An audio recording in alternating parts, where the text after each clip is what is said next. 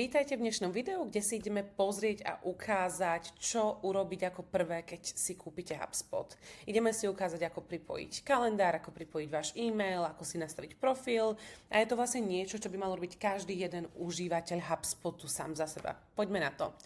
Úplne na začiatok si musíte otvoriť nastavenia. To nájdete tu v ozúbenom koliečku vpravo hore. Keď ste nastavenia, choďte do Generalu. A tu sú presne momenty, kedy ideme začať vytvárať náš profil. V prvom rade si môžete zvoliť profilovú fotografiu, vaše meno a priezvisko, jazyk a aj to, ako preferujete formát čísel. Čo je ale jedna z najdôležitejších vecí, ktoré každý musí urobiť, je pripojenie e-mailu. Keď prídete do tejto sekcie, tak si tu nájdete link na Connect Personal Email. Všetko, čo potrebujete urobiť, je kliknúť na Connect Personal Email. Ja odporúčam zapnúť aj tieto automations a kliknúť na Connect Your Inbox. Tu sa vás to opýta na váš e-mail, čiže ja si zvolím svoj e-mail a dám Next. Podľa toho, či používate Gmail alebo používate Microsoft, vám HubSpot navrhne, ako by ste si to mali pripojiť. Pretože môj e-mail je cez Gmail, preto mi tu píše Connect to Gmail. Ak by ste to mali cez Microsoft, napísalo by vám to Connect to Microsoft. Alebo ak vám odporúči HubSpot náhodou zle, viete si vybrať to, čo potrebujete. Takže ak nemáte ani Outlook, ani Gmail, môžete ísť do other email providers. Toto je veľmi dôležité preto, aby sa každý e-mail, ktorý napíšete z HubSpotu, dostal do Gmailu, prípadne Outlooku a tak ďalej. A naopak, aby sa všetky e-maily, ktoré píšete z Gmailu, dostali do HubSpotu. Keď uvidíte niečo takéto, to znamená e-mail je connected, tak vtedy vlastne viete, že prepojenie prebehlo úspešne. Úplne to isté potrebujeme urobiť s našim kalendárom. To znamená, že prejdeme do sekcie kalendár a klikneme Connect Calendar. Ono nás to opäť prevedie tým, že aký typ kalendára používate, teda Google kalendár, a vy sa musíte teda prihlásiť do vášho Google, prípadne Outlook účtu a úspešne je to v tom momente, ako tam uvidíte Connected a takéto konfety. Už máme základné veci, teda máme vyplnený profil, máme pripojený e-mail a máme pripojený kalendár. Ďalšia časť, ktorú odporúčame urobiť, je založiť si HubSpot Booking Meeting Link. Čo to znamená? Je to vlastne link, ktorý si vytvoríte a ľudia si vedia cez deň booknúť schôdzky.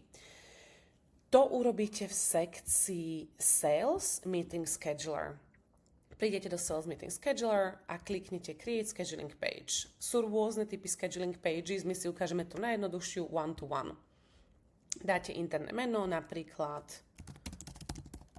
30 minutes meeting, dáte si nejaký title, to znamená napríklad ja dám Lido po X company name a pridáme tu location. Je veľmi dôležité, aby ste túto location pridali, pretože ak tam nebude location, ľudia si síce budú môcť booknúť meeting, ale nevytvorí sa im tam pozvánka, ktorá bude obsahovať link na pripojenie. Keďže ja už mám svoj Google Meet napojený, bude to fungovať bez problémov. Vy ten Google Meet napojený mať nebudete, preto tu musíte kliknúť Connect Google Meet, prípadne Zoom, prípadne Outlook, alebo teda hociaký video conferencing tool. Môžete si pridať description a taktiež možnosť cancel and reschedule meeting.